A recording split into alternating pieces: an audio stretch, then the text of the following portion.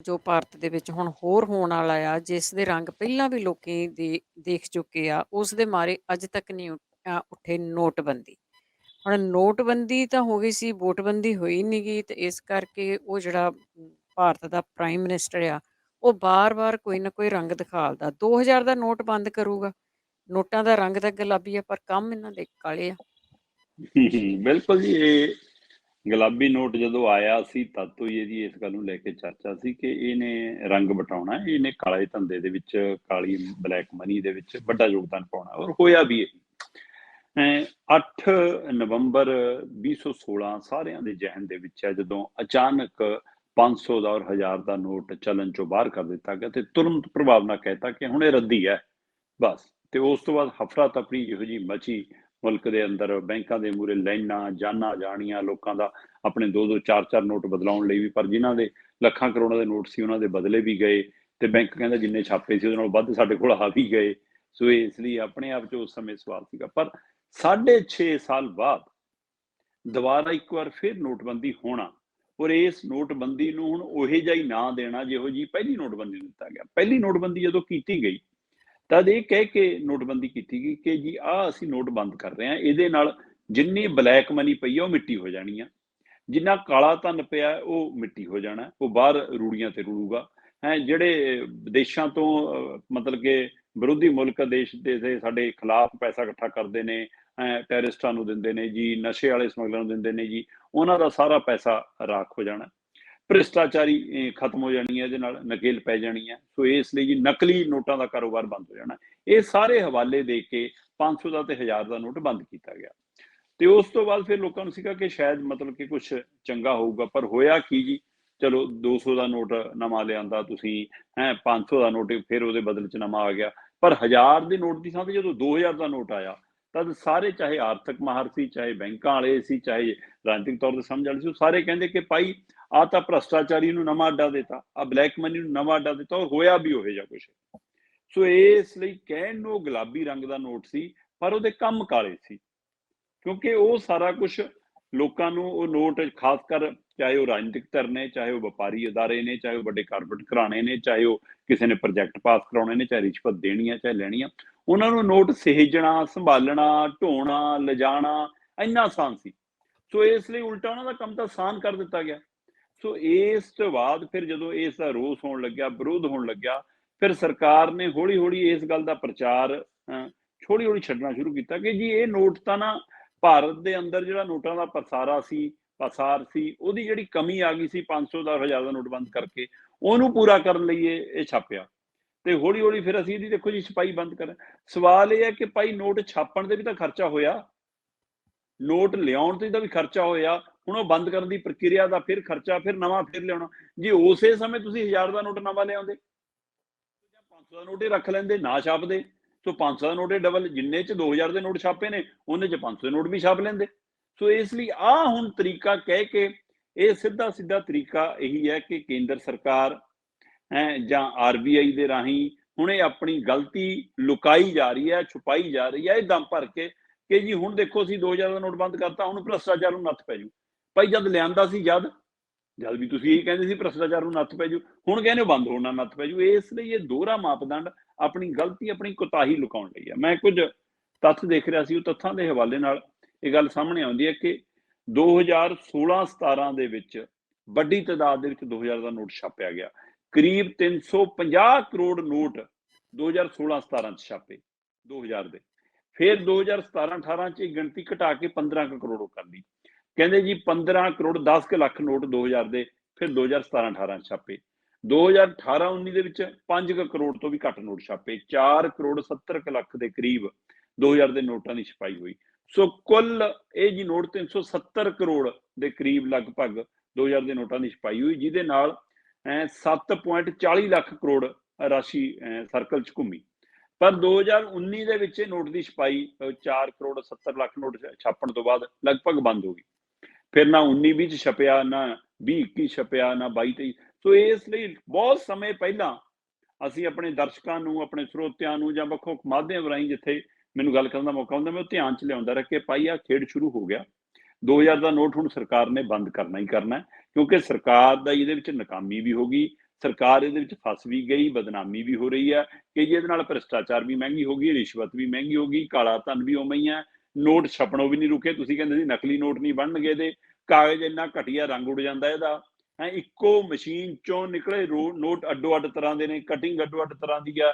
ਸੋ ਇਸ ਲਈ ਨਕਲੀ ਅਸਲੀ ਦੀ ਕੋਈ ਪਹਿਚਾਣ ਦਾ ਹੀਲਾ ਹੀ ਨਹੀਂ।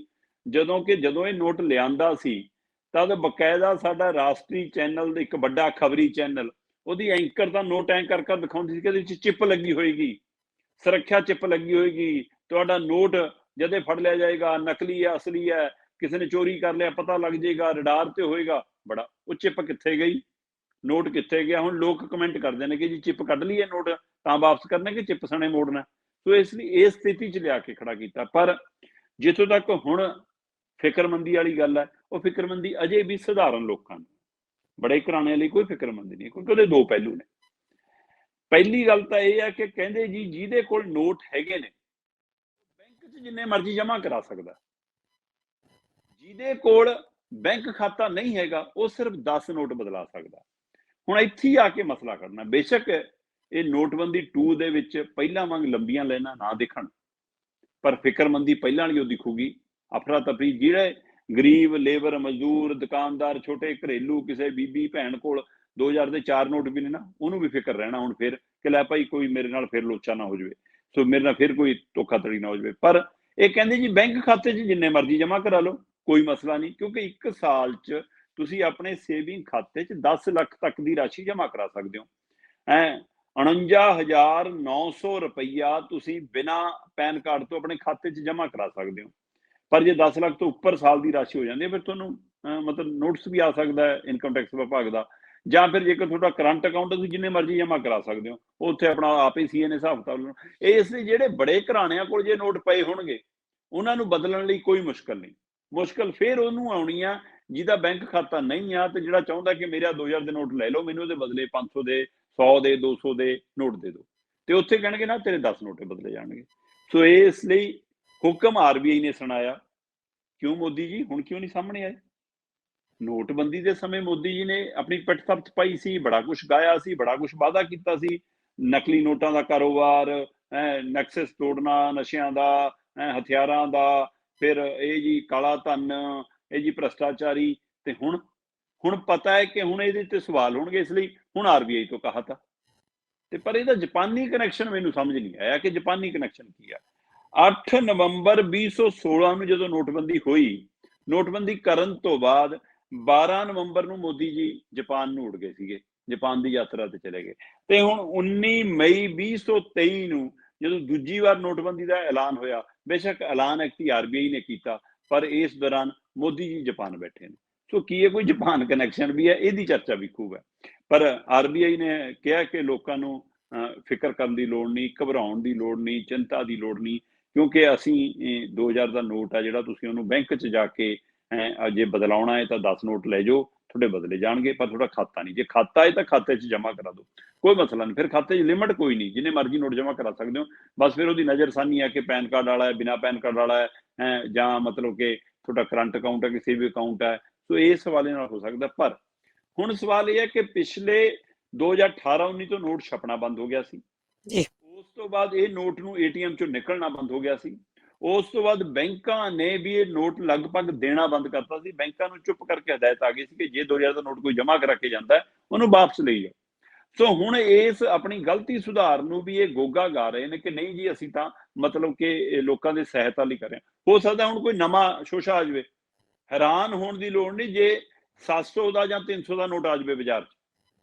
ਇਸ ਲਈ ਮੋਦੀ ਜੀ ਕੁਝ ਵੀ ਕਰ ਸਕਦੇ ਆ, ਕੋਈ ਵੀ ਨਵਾਂ ਤਰੀਕਾ ਅਪਣਾ ਸਕਦੇ, ਪਰ ਇਹਦੇ ਨਾਲ ਕਾਲੇ ਧਨ ਵਾਲਾ ਸੱਚ ਸਾਹਮਣੇ ਹੈਗਾ। ਤੁਸੀਂ ਇਹ ਨੋਟ ਕਰੋ ਕਿ 8 ਨਵੰਬਰ 2016 ਦੀ ਨੋਟਬੰਦੀ ਤੋਂ ਬਾਅਦ ਚਾਹੇ ਇਨਕਮ ਟੈਕਸ ਦੀ ਰੇਡ ਹੈ, ਚਾਹੇ ਈਡੀ ਦੀ ਰੇਡ ਹੈ, ਚਾਹੇ ਸੀਬੀਆਈ ਦੀ ਰੇਡ ਹੈ, ਚਾਹੇ ਕੇਂਦਰੀ ਕਿਸੇ ਏਜੰਸੀਆਂ ਦੀਆਂ ਆਪਣੇ ਆਪਣੇ ਸੂਬਿਆਂ 'ਚ ਕੋਈ ਰੇਡ ਨੇ, ਚਾਹੇ ਉਹ ਅਧਿਕਾਰੀਆਂ ਤੇ ਰੇਡ ਹੈ, ਚਾਹੇ ਉਹ ਕਿਸੇ ਕਾਰੋਬਾਰੀਆਂ ਤੇ ਰੇਡ ਹੈ, ਚਾਹੇ ਉਹ ਕਿਸੇ ਰਾਜਨੀਤਿਕ ਲੀਡਰਾਂ ਤੇ ਰੇਡ ਹੈ, ਉਹਨਾਂ ਰੇਡ ਦੇ ਵਿੱਚ ਜਿੰਨੇ ਨੋਟ ਬਰਾਮਦ ਹੋਏ ਉਹ 'ਚ 80 ਤੋਂ 90% ਨੋਟ 2000 ਦੇ ਸੀ। ਸੋ ਇਸ ਲਈ ਲੰਬਾ ਰਿਕਾਰਡ ਪਿਆ ਕਿ 2000 ਦੇ ਨੋਟ ਤੁਸੀਂ ਇਹ ਦੇਖੋ ਕਿ ਪਿਛਲੇ ਦਿਨੀ ਜਦੋਂ ਇਹ 2000 ਦੇ ਨੋਟ ਛਪਣ ਤੋਂ ਬਾਅਦ ਮੈਂ ਦੇਖ ਰਿਹਾ ਸੀਗਾ 6 ਵੱਡੀਆਂ ਕਾਰਵਾਈਆਂ ਨੇ। 6 ਵੱਡੀਆਂ ਕਾਰਵਾਈਆਂ 'ਚ 600 ਕਰੋੜ ਤੋਂ ਜ਼ਿਆਦਾ ਨਕਦੀ ਫੜ ਹੋਈ ਹੈ, ਜਿਹੜੀ ਜ਼ਿਆਦਾਤਰ 2000 ਦੇ ਨੋਟ ਦੇ ਵਿੱਚ ਹੈ। ਜਿਵੇਂ ਕਾਨਪੁਰ ਦੇ ਵਿੱਚ ਜਿਹੜਾ ਉਹ ਸੈਂਟ ਦਾ ਇੱਕ ਕਾਰੋਬਾਰੀ ਸੀਗਾ, ਕੀ ਕਹਿੰਦੇ ਉਹਨੂੰ, ਮਤਲਬ ਕਿ ਜਿਹੜਾ ਹੈ ਨਾ, ਅਸੀਂ ਉਹ ਇਤਰ ਦੇਸੀ ਜਿਹੜਾ ਉਹ ਬਣਾਉਂਦੇ ਨੇ, ਉਹ ਬਣਾਉਣ ਲਈ ਕਾਰਵਾਈ ਸੀ, ਉਹਦੀ 284 ਕਰੋੜ ਰੁਪਇਆ ਫੜ ਹੋਇਆ। ਉਹ 'ਚ ਜ਼ਿਆਦਾਤਰ ਨੋਟ ਸਾਰੇ 2000 ਵਾਲੇ ਸੀਗੇ। ਇਸੇ ਤਰ੍ਹਾਂ ਹੈਦਰਾਬਾਦ ਦੇ ਵਿੱਚ ਇੱਕ ਦਵਾਈ ਕੰਪਨੀ ਵਾਲਾ ਫੜਿਆ, 142 ਕਰੋੜ ਤੋਂ ਵੱਧ ਨਕਦੀ ਬਰਾਮਦ ਹੋਈ ਤੇ ਉਹ 'ਚ ਨੋਟ ਸਾਰੇ 2000 ਦੇ ਸੀ। ਇਸੇ ਤਰ੍ਹਾਂ ਮੁਖਰਜੀ, ਪ੍ਰੀਤਾ ਮੁਖਰਜੀ, 50 ਕਰੋੜ ਰੁਪਈਆ, ਪੱਛਮੀ ਬੰਗਾਲ ਦਾ ਸਿੱਖਿਆ ਮੰਤਰੀ ਰਿਹਾ ਹੈ ਨਾ, ਪਾਤਰ ਚੈਟਰਜੀ ਦਾ ਨੇੜਲਾ ਬੰਦਾ, ਉਹ ਤੋਂ ਫੜ ਹੋਈ ਜੀ, ਕਹਿੰਦੇ ਜੀ 50 ਕਰੋੜ ਨਕਦੀ ਫੜ ਹੋਈ, ਜ਼ਿਆਦਾਤਰ ਨੋਟ ਸਾਰੇ 2000 ਵਾਲੇ। ਇਸੇ ਤਰ੍ਹਾਂ 38 ਕਰੋੜ ਇੱਕ ਕੰਪਨੀ ਦੇ MD ਤੋਂ ਫੜੇ ਤੇ ਕਹਿੰਦੇ ਜੀ ਉਹਦੇ ਵਿੱਚ ਨੋਟ ਸਾਰੇ 2000 ਦੇ। 16 ਕਰੋੜ ਬੰਗਾਲ ਦੇ ਇੱਕ ਬਿਜ਼ਨਸਮੈਨ ਤੋਂ ਫੜੇ, ਨੋਟ ਸਾਰੇ 2000 ਦੇ। ਇਸੇ ਤਰ੍ਹਾਂ ਕਿੰਨੇ ਹੀ ਅਜਿਹੀਆਂ ਘਟਨਾਵਾਂ ਸਾਹਮਣੇ ਨੇ ਜਿਹੜਾ ਇਤਿਹਾਸ ਦੱਸਦਾ ਕਿ 2000 ਦੇ ਨੋਟ ਹੀ ਬਰਾਮਦ ਹੋਏ। ਇਹਦਾ ਮਤਲਬ 2000 ਦਾ ਨੋਟ ਵੱਡਾ ਕਾਲਾ ਧਨ। ਸੋ ਹੁਣ ਸਵਾਲ ਇਹ ਹੈ ਕਿ ਜਦੋਂ ਤੁਸੀਂ 500 ਤੇ 1000 ਦਾ ਨੋਟ ਬੰਦ ਕੀਤਾ ਸੀ ਤਾਂ ਉਹਦੇ ਬਾਵਜੂਦ ਵੀ ਤੁਸੀਂ ਕਹਿੰਦੇ ਹੋ ਸਾਰੇ ਨੋਟ ਵਾਪਸ ਆ ਗਏ ਜੀ, ਉਲਟਾ ਵੱਧ ਆ ਗਏ। ਕਿੱਥੇ ਗਿਆ ਕਾਲਾ ਧਨ? ਤਾਂ ਲੱਭੇ ਹੀ ਨਹੀਂ ਸੀ। ਹੁਣ ਫੇਰ ਸਵਾਲ ਇਹ ਹੈ ਕਿ ਜੇ 2000 ਦੇ ਨੋਟ ਦੇ ਵਿੱਚ ਕਾਲਾ ਧਨ ਲੋਕਾਂ ਨੇ ਸਹੇਜ ਲਿਆ, ਕਿਉਂਕਿ ਤੁਸੀਂ ਕਹਿੰਦੇ ਹੋ ਅਸੀਂ ਵਾਪਸ ਬੁਲਾ ਲਿਆ, ਪਰ ਅਜੇ ਬਾਜ਼ਾਰ 'ਚ ਹੈਗਾ, ਪਰ ਲੋਕਾਂ ਦੀ ਦੁਕਾਨਾਂ 'ਚ ਜੇਬਾਂ 'ਚ ਹੈ ਨਹੀਂਗਾ, ਤਾਂ ਕਿਹਨੇ ਸਹੇਜ ਕੇ ਰੱਖਿਆ? ਉਹ ਫਿਰ ਕਿੱਥੋਂ ਨਿਕਲਣਾ? ਉਹਨਾਂ ਦੇ ਬਦਲਣ ਦਾ ਹੱਲ ਫੇਰ ਹੋਣਾ। ਇਸ ਨੂੰ ਰਾਜਨੀਤਿਕ ਤੌਰ ਤੇ ਵੀ ਸਮਝਣ ਦੀ ਲੋੜ ਆ, ਇਸ ਦਾ ਅਗਲੀਆਂ ਚੋਣਾਂ ਨਾਲ ਸੰਬੰਧ ਸਮਝਣ ਦੀ ਵੀ ਲੋੜ ਹੈ। ਤੇ ਇਹ ਸਪਸ਼ਟ ਹੈ ਜੀ ਕਿ ਬੇਸ਼ੱਕ ਇਹ ਗੁਲਾਬੀ ਨੋਟ ਸੀ, ਪਰ ਕੰਮ ਇਹਦੇ ਕਾਲੇ ਸੀ। ਇਹ ਕਾਲੇ ਧੰਦਿਆਂ ਲਈ ਦੱਬ ਕੇ ਚੱਲਿਆ, ਵਰਤਿਆ ਹੈ। ਸੱਤਾਧਾਰੀ ਧਿਰਾਂ ਨੇ ਵੀ, ਵਿਰੋਧੀ ਧਿਰਾਂ ਨੇ ਵੀ, ਰਾਜਨੀਤਿਕ ਧਿਰਾਂ ਨੇ ਵੀ, ਕਾਰਪੋਰੇਟ ਘਰਾਣਿਆਂ ਨੇ ਵੀ ਇਸ ਨੂੰ ਆਪਣੇ ਹਿੱਤਾਂ ਲਈ ਵੀ ਵਰਤਿਆ ਤੇ ਅੱਜ ਸੇਜ ਕੇ ਵੀ ਰੱਖਿਆ ਹੋਣਾ। ਉਹਨਾਂ ਨੇ ਫੇਰ ਚੁੱਪ ਕਰਕੇ ਬੈਂਕਾਂ ਨੇ ਘਰੇ ਆ ਕੇ ਬਦਲ ਜਾਣਾ ਉਹਨਾਂ ਦਾ। ਲਾਈਨਾਂ 'ਚ ਧੱਕੇ ਜੇ ਖਾਣੇ ਤਾਂ ਆਮ ਲੋਕਾਂ ਨੇ ਖਾਣੇ, ਫਿਕਰਮੰਦੀ ਜੇ ਕਰਾਉਣੀ ਆਮ ਲੋਕਾਂ ਨੂੰ ਹੋਣੀ। ਸੋ ਇਹ ਗੁਲਾਬੀ ਨੋਟ ਦੇ ਕਾਲੇ ਕਾਰਨਾਮਿਆਂ ਨੇ ਇੱਕ ਵਾਰ ਫਿਰ ਸਰਕਾਰ ਦੀਆਂ ਕਾਲੀਆਂ ਨੀਤੀਆਂ ਵੀ ਉਜਾਗਰ ਕਰ ਦਿੱਤੀਆਂ। ਬਿਲਕੁਲ ਜੀ, ਭ੍ਰਿਸ਼ਟ ਸਰਕਾਰਾਂ ਆ, ਭ੍ਰਿਸ਼ਟਾਚਾਰ ਖਤਮ ਨਹੀਂ ਕਰ ਸਕਦੀਆਂ ਉਹ ਤਾਂ ਖੁਦ ਭ੍ਰਿਸ਼ਟ ਹੁੰਦੀਆਂ ਆ।